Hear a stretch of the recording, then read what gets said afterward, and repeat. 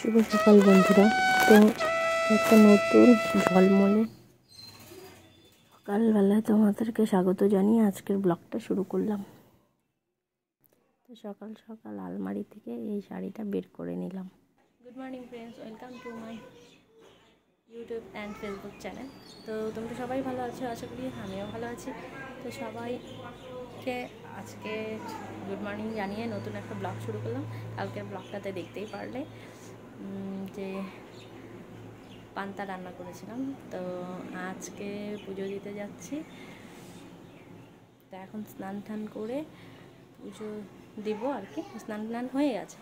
তো এখন পুজো দিব, তারপর ছেলেকে স্নান করাবো, রেডি করাবো, তারপর যাব হচ্ছে মন্দিরে। তো আজকের ব্লগটা চলো দেখতে থাকো, আশা করি ভালো লাগবে। তো আমরা রেডি হয়ে সবাই বেরিয়ে পড়েছি, যাচ্ছি হচ্ছে মন্দিরে। দেখতে পাচ্ছ, বিয়ের পর থেকে প্রতি বছরই যাওয়া হয়, কিন্তু এক বছর করোনার জন্য যাওয়া হয়নি, কারণ হচ্ছে পুজোই হয়নি ওই বছর। দেখো মন্দিরে লোকে লোক, এখনো মন্দিরে ঢুকিনি, পাশে দাঁড়িয়ে আছি, প্রচণ্ড রোদ। আর মা ওরা ফল নারকেল কিনছে, কারণ হচ্ছে আজকের এই পুজোতে অবশ্যই ডাব দিতে হয়, তাই আর কি ডাবটা কিনছে। আর বাকি ফল টল বাড়ি থেকে নিয়ে এসেছিলাম, ফল ফুল। তো এই দেখো, তো আমরা ফল ফুল এইগুলো কাউন্টারে দিয়ে দিলাম, আর দিয়ে সেখান থেকে টোকন নিয়ে নিলাম। আর হচ্ছে এদিকে ধূপকাঠি মোমবাতি ঠাকুরকে দেখিয়ে পাশে ওগুলো জ্বালিয়ে দিলাম আর কি। তো এই দেখো কত সুন্দর, মাকে কত সুন্দর লাগছে। জয় মা শীতলা। মা তুমি সবার মঙ্গল করো, সবাইকে সুস্থ রাখো, ভালো রাখো, এই কামনা করি। আর আমার ইউটিউব পরিবারকেও সকলকে সুস্থ রাখো, ভালো রাখো। তো দেখো এদিকে নারকেল মানে ডাবের একদম পাহাড় ফল, অনেকেই এখানে ফল দিচ্ছে, যে আসছে সেই ফল নিয়ে আসছে। আর এদিকে ডাবের পাহাড় হয়ে গেছে। তো আমরা সবাই এদিকে একটু ফটো তুলছিলাম। আর সন্ধ্যার দিকে আবার আসতে হবে, এসে তারপর ফল নিয়ে যেতে হবে, ডাবের জল নিয়ে যেতে হবে। তো যাই হোক, তো প্রচণ্ড গরম, রোদ্র উঠেছে। আর এদিকে গুড্ডুও খুব ঝামেলা করছিল, ওর শরীরটা ভালো নেই। তো তাই আর কি এখন আমরা চলে যাচ্ছি বাড়ি। গুড্ডুর ঘুম করছিল। তো এই দেখো ওর একটা জেম্মা এই চরকিটা ওকে কিনে দিয়েছে মেলা থেকে। চরকি বলে মা, বাসি, তারপর একটা মুখোশ কিনে দিয়েছে।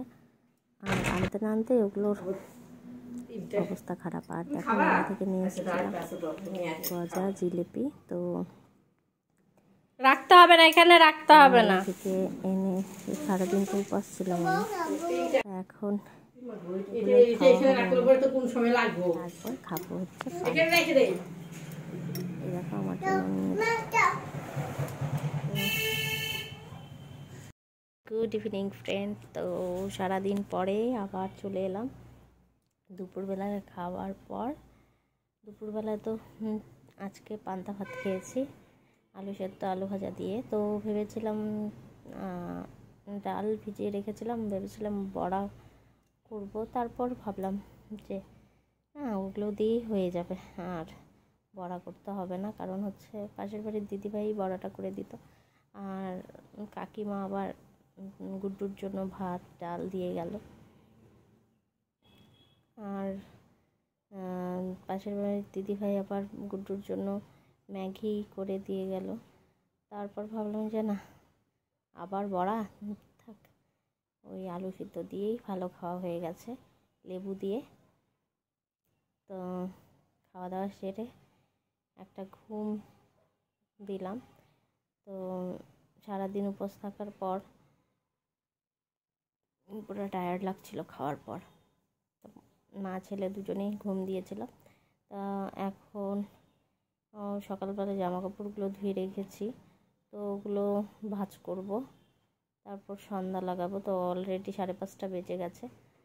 তো আমার ফ্যামিলিটা তো ভালোই বড় হয়ে গেছে। তো তোমাদের সকলকে অনেক অনেক শুভেচ্ছা, অনেক অনেক ভালোবাসা। তো 1 থেকে এখন 1200 হয়ে গেছে, 1200 সামথিং। তো যাই হোক, তোমাদের সকলকে অনেক অনেক ভালোবাসা, বড়োদেরকে প্রণাম। তো সবাই ভালো থেকো, সুস্থ থেকো, এভাবেই আমার পাশে থেকো কিন্তু তোমরা। তো আর এখন যারা নতুন আমার ব্লগটা দেখছো, তারা কিন্তু অবশ্যই সাবস্ক্রাইব করে পাশে থেকো। আর আজকের ব্লগটা কেমন লাগলো অবশ্যই কমেন্ট করে জানাবে। সবাই ভালো থেকো, সুস্থ থেকো। আজকের মতো এই পর্যন্তই, ব্লগটা আর বড় করলাম না।